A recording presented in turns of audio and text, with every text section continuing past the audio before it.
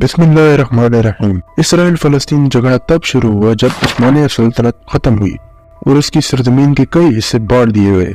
अरब Israel जंग की वजह तकसीम का वो प्लान था जो यूनाइटेड नेशंस की जनरल असम्बली ने 29 नवंबर 1947 को मंजूर किया। इस प्लान में 33 ममालिक ने इसके हक में वोट किया और 13 ममालिक ने इसकी मुखालफत की। मुखालफत करने वाले ममालिक में ईरान, सऊदी अरब और शाम वगैरह के ममालिक शामिल हैं। इस प्लान के मुताबिक 5,70,000 यहूदियों को फलस्तीन में 55% हिस्सा, जबकि 1.2 मिलियन अरबों को 45% हिस्सा दिया जा रहा था। मेजोरिटी में वादे तौर पर अरब के लोग रहते थे, लेकिन इस प्लान की खामी ये थी कि थोड़ा हिस्सा अरब के लोगों को दिया जा रहा था।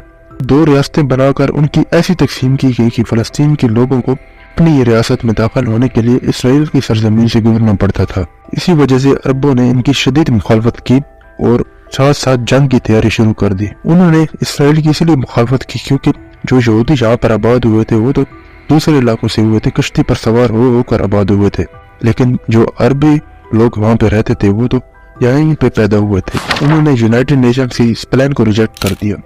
फलस्तीन के अंदर एक खाना जंगी होना शुरू हो गई। यहूदियों ने भी अपनी फोर्सेस तैयार करना शुरू कर दी। उनको ब्रिटिश की भी सपोर्ट हासिल दी। जब यहूदियों ने अपनी फोर्सेस तैयार की तो उन सबको एक लीडरशिप के अंदर लाया गया, जबकि अरब के लोग बिखरे हुए थे, उनको कोई लीडरशिप के अंदर नहीं लाया गया।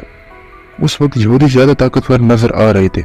उनके पास भारी तादाद में असलहे और ग्रेनेड मौजूद थे, जबकि फलस्तीन के लोग अपने दिफा के लिए जो सामान रखते थे, जिनमें लाठियां और थोड़ी बहुत बंदूकें थी, वही उनके इस्तेमाल के लिए थी। बैतुल मुकद्दस के पास गांव में देर यासीन में यहूदियों ने एक ऐसा हमला किया जिससे अरब खौफजदा हो गया। इस देर यासीन के गांव में 120 घर थे, जिनमें तकरीबन 750 के करीब लोग आबाद थे। 9 अप्रैल 1948 की सुबह यहूदियों ने गांव पर हमला कर दिया।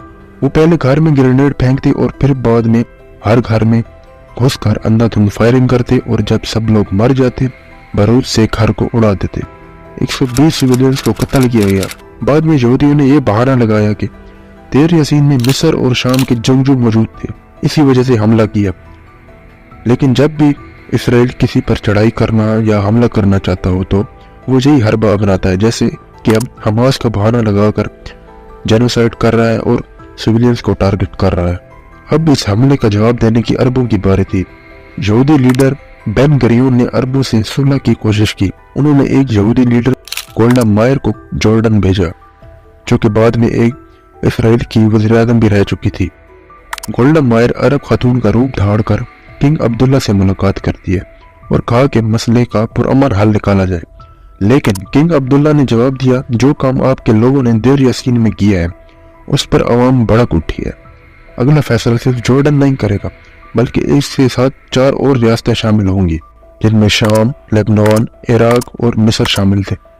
14 मई की रात दरियाए उर्दन के मशरकी किनारे किंग हुसैन ब्रिज के पास एक शख्स खड़ा था। वो बार बार अपनी रिस्ट वॉच की तरफ देख रहा था और आपको इस शख्स के बारे में जानकर सरप्राइज मिलने वाला है, क्योंकि ये शख्स खुद किंग अब्दुल्ला होता है। जैसे ही रात के 12 बजते हैं, हवा में ये शख्स पिस्टल से फायर करता है और ये शख्स जैसे ही फायर करता है, हजारों की तादाद में ब्रिज को क्रॉस करके फौज फिलिस्तीन में दाखिल होती है।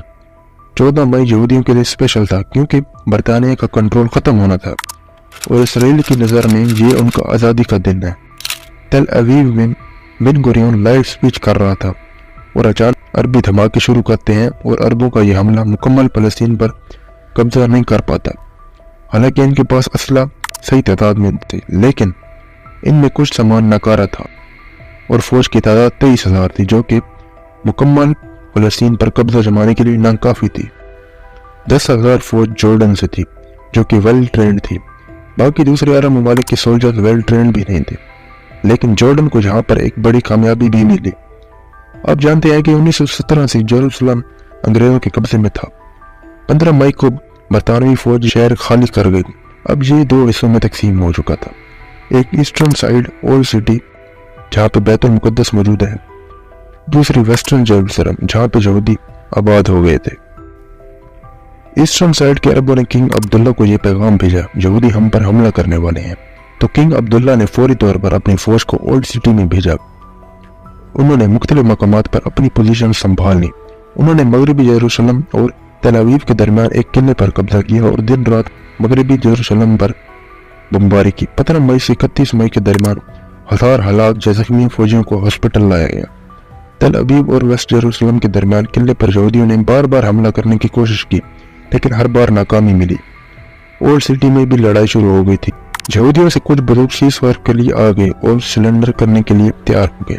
پھر عرب لیجن نے پرامن طریقے سے سویلینز کو علاقے سے نکلنے کی اجازت دی۔ یہودی عرب لیجن کے اس رویے سے حیران رہ گئے۔ ان کو لگتا تھا کہ یہ ان کو نہیں چھوڑیں گے، لیکن انہوں نے پرامن طریقے سے ان کے ساتھ سلوک کیا۔ یہودیوں کے گراؤ کے بعد کنگ عبداللہ بیت المقدس آئے اور ان کا شاندار استقبال ہوا اور اس نے پادریوں کو بھی یہ یقین دلایا ان کے ساتھ پرامن طریقے سے رہا جائے۔ اس دوران یہودیوں کے اولڈ سٹی پر حملے شروع ہو گئے اور یہ حملے جولائی تک چلتے رہے۔ عرب کا ڈاؤن فال تب سٹارٹ ہوا جب یونائٹڈ نیشنز نے سب ممالک پر پابندی لگا دی کہ عرب کو کوئی ہتھیار فراہم نہیں کرے گا اور کوئی ممالک اس کی کسی بھی طرح سے مدد نہیں کرے گا۔ اس طرح عرب کمزور ہوتے جا رہے تھے کیونکہ ان کے پاس اسلحے کی کمی ہوتی گئی، اور دوسری طرف یہودی اپنے آپ کو اپ گریڈ کرنا شروع ہو گئے۔ 29 مئی کو اسرائیل کے طیاروں نے مصر کے قافلے کو نشانہ بنایا۔ پھر 3 جون کو اسرائیل طیاروں نے 2 مصری طیارے مار گئے۔ یہ ان کی پہلی وکٹری تھی۔ جورڈن اور ایجپٹ پر بھی بمباری شروع کر دی۔ اسرائیل کی ایک خفیہ فیکٹری ایالون انسٹیٹیوٹ جس میں بھاری تعداد میں ویپنز تیار کی جا رہے تھے۔ ویپنز کے ساتھ ساتھ اسرائیل کی فوج کی تعداد میں بھی اضافہ ہو رہا تھا۔ جنگ کے دوران اسرائیل کی فوج کی تعداد 1,30,000 جا پہنچی، جبکہ 5 ممالک کو ملا کر عرب فوج کی تعداد 70,000 تھی۔ اسرائیل میں بھاری تعداد میں یورپ سے فوجیں آ رہی تھیں۔ ہر مقابلے میں اسرائیل کو کامیابی حاصل ہونے لگی اور دھیرے وہ فلسطین پر قبضہ جمانے لگے۔ مارچ 1949 تک اسرائیل ہر محاذ پر جیت چکا تھا۔ یونیو کو یون پلان کے تحت 55% علاقہ ملا تھا، لیکن جنگ کے نتیجے میں وہ 75% پر قابض ہو گئے۔ 500 دیہات اسرائیل کے قبضے میں آئے تھے، ان سے عرب کے لوگوں کو نکال دیا گیا۔ تقریباً 7.5 لاکھ عرب ہمسائے ممالک میں ہجرت کر گئے۔ 1948 کی جنگ میں 6,373 جوز مارے جاتے ہیں اور 13,000 فلسطینی کے ہوتے ہیں، جبکہ عرب سولجرز کی مرنے کی تعداد 7,000 تھی۔ یہ عرب اسرائیل وار کا پارٹ 1 تھا۔ ملتے ہیں سیکنڈ پارٹ میں۔ اللہ حافظ۔